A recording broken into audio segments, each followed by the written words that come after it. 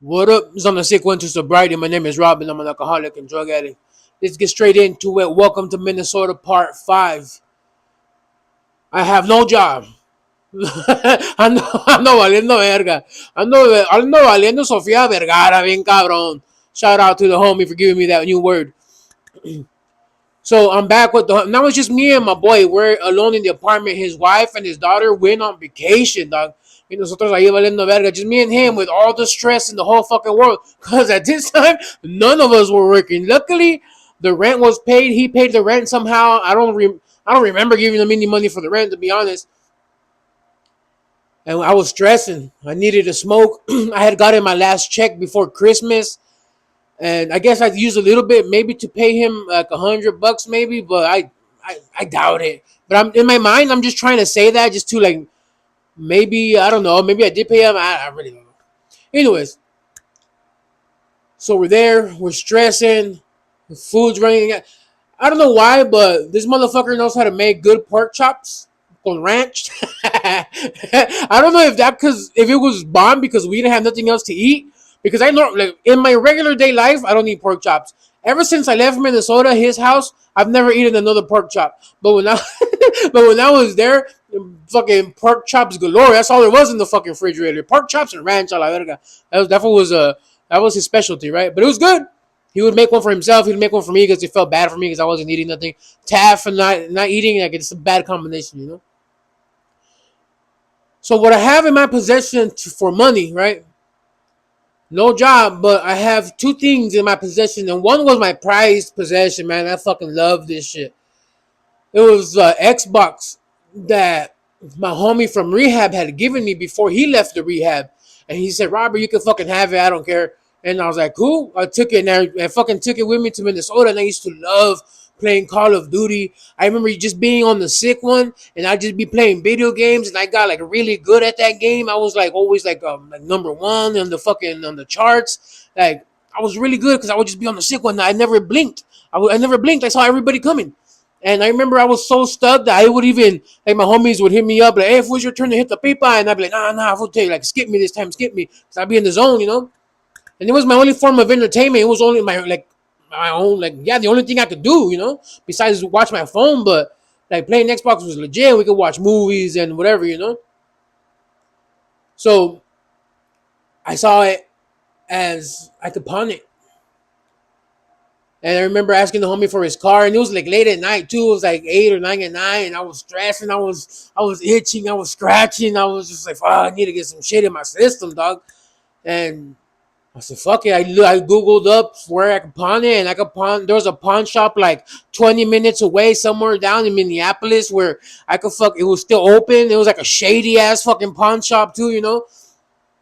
And I hit the homie up. I was like, "Hey, for let me borrow your car, dog. I'm gonna go pawn it. I'll put 10. It was a small ass car too. I barely fit in that bitch. Um, I was like, "I'll put $10 of gas in your car, and because I want to go pawn this shit." And he's like, "I'll smoke you out too if you want." And he's like, "All right, for sure, perro." And I bounced and I took his car. I remember driving all the way the fuck over there. Like it was a nice little drive.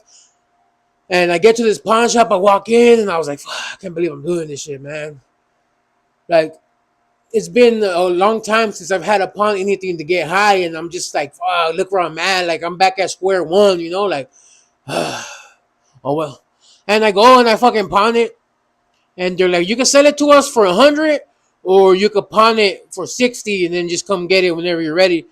And if I was a smart tweaker, I would have said yes, just give me the 100. But I really thought that I was going to come back for it. Honestly, I really did think I was going to go back for it. So I was like, "Nah, I just want to pawn it, hold it for me, $60, it's cool." And they're like, "Okay, cool." They loan me the money, and I bounce, happy as a motherfucker. First phone call that I make is to the Connect. Not like, "Hey, dog," like not calling my homie, like, "Hey, dog, I got fucking $40. Like we could buy something or can help pay a bill or something." Like, nah, fuck that. $40 straight to the Connect. "Hey, what's up, food? Yeah, because we can buy for 40. He's like, "Come by, Big Rob, got you." And I was like, "All right, cool."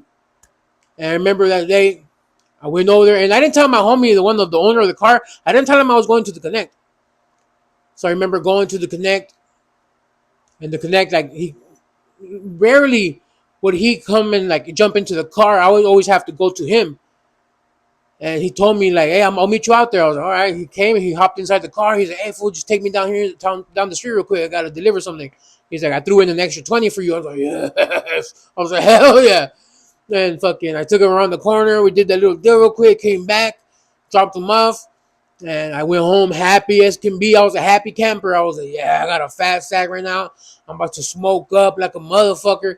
And I started like I was in the, I was like chilling, smoking, and then I remember fucking my homie's girl would be tripping like, "Hey, since since Robert doesn't have a job, he's not allowed to smoke in the house no more." Like, what the fuck?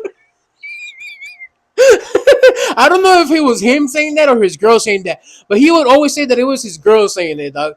And I'd be like, "No, I miss me." I was like, "Fuck it, dog. Just go smoke outside. Who cares? What difference does it make? I'm gonna smoke no matter what." I was like, "So I have to have a job so I can smoke meth inside the house?" Like, and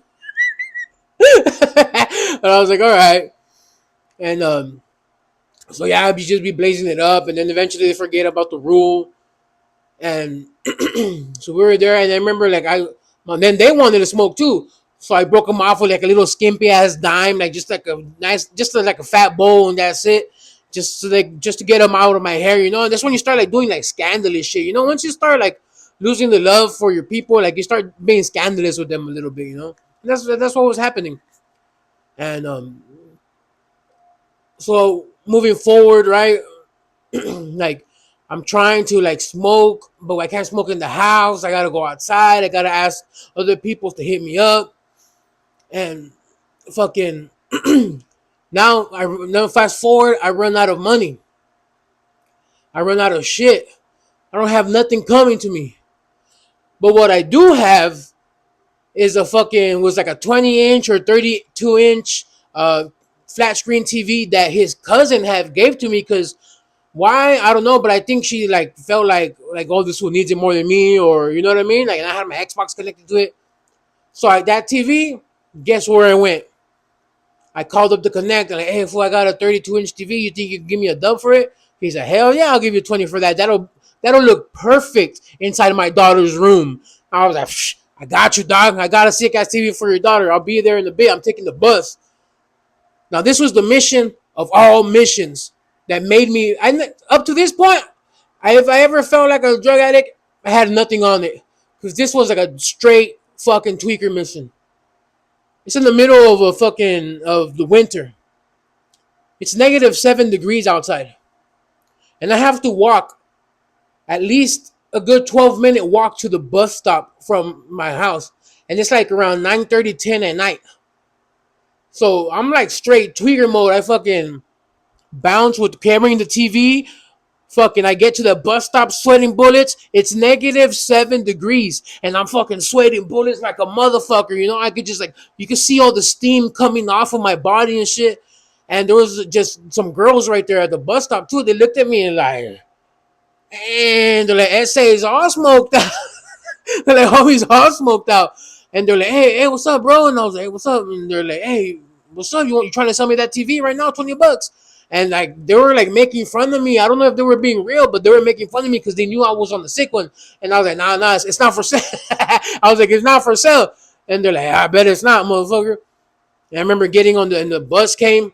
I remember getting on the bus, and people were just looking at me like, "What the fuck?" Like, dude, it's fucking 10 at night. This was traveling with a TV. Like, it's very sus.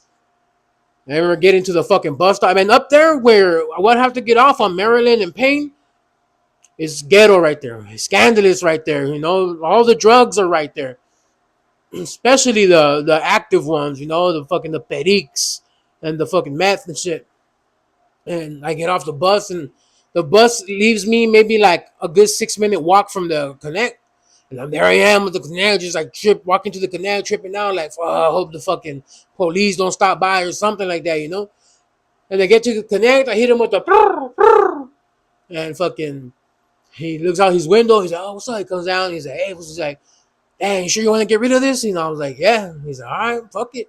Gives me my little sack, I fucking pounce, super fucking happy as fuck.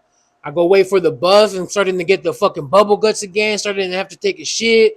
Like I would have to. It was weird, like the way my body would react when I had a sack in my hand when I knew that I was about to go get high. Like I had to take a fat shit.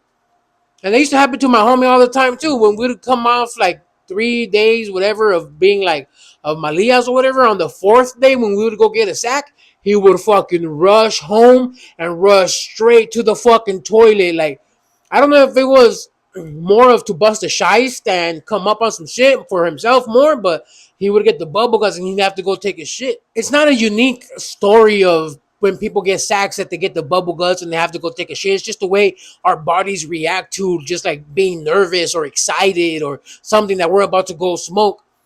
And it was scandalous as fuck. I know it was scandalous as fuck walking. Like when I think about it, I'm like walking through the fucking snow and going upon my TV, pounding the Xbox. I even went as far as stealing from my homie's brother when he used to live. I forgot to talk about this. He used to live right there. I remember he used to get fucked up. He used to get high on downers. And when he'd be sleeping, I'd come up in his wallet of $20. And I remember one time I even took that fool's car.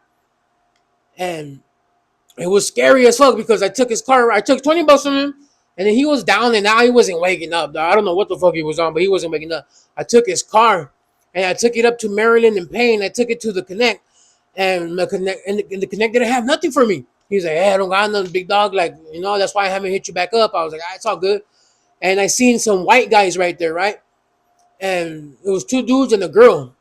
And I told them, I was like, hey, what's up? You guys know where I could get some shit at?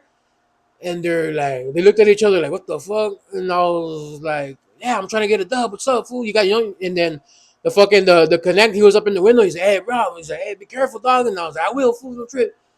And these white people were like, yeah. They're like, actually, yeah. They're like, can you give us a ride around the corner? And I thought nothing of it. I don't know why. I always felt like I was invincible. I always felt like nothing could happen to me. And they hopped in the car. One of them hopped shotgun. The two strangers hopped in the back.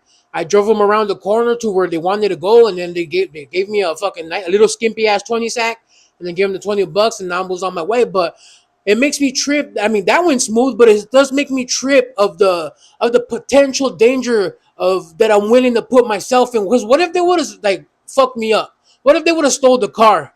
And then I would have to fucking walk back home with my tail tucked between my legs and wake up the homie and tell him, hey, fool, I fucking stole your car. And then they stole it from me. Like, you know how fucked up that would be? Man, totally forgot to tell that story earlier. But anyways, back to what I was talking about. Sorry to get fucking sidetracked. So, I pawned everything. I pawned everything. I smoked everything. I don't tengo nada de pertenencias. I haven't washed my clothes. I haven't done nothing. And I'm just fucking hating my life right there. And then eventually my homie tells me, he's like, hey, fool, I got a job in Wisconsin, dog. And he's like, Wisconsin is Roberts, Wisconsin. He's like, it's not that far from here. He's like, but since I don't have a car, he's like, I got to go stay with my cousin. She has the car. And she's going to be taking me to work. So you're going to have to stay here by yourself, fool. And I was like, oh, how am I going to pay the rent? And I was like, I'm about to be homeless in Minnesota.